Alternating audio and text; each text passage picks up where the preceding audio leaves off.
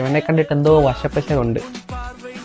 ഈ മൈരന്തി hey guys, ഇങ്ങനൊരു video ചെയ്യണം ഒട്ടും ഞാൻ പ്രതീക്ഷിച്ചതല്ല. സോ ഗൈസ്, ഈ ഒരു വീഡിയോ ചെയ്തതിനു ശേഷം എനിക്ക് നല്ല രീതി എനിക്ക് ഹേറ്റായിട്ടുള്ള കമന്റ് എനിക്ക് സ്പ്രെഡായി. സോ കുറെ തെറികളും ഞാൻ കണ്ടു. എന്നെ തെറി വിളിക്കുന്നവരെ എന്റെ ഫോളോവേഴ്സ് കയറി തെറി വിളിക്കുന്നത് ഞാൻ കണ്ടു. ഇതിന്റെ കാര്യം ഞാൻ പറഞ്ഞുതരാം.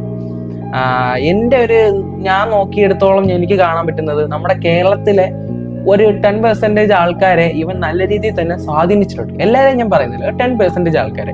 സോ ഇവൻ എങ്ങനെ സ്വാധീനിച്ചെന്ന് നമുക്ക് നോക്കാം.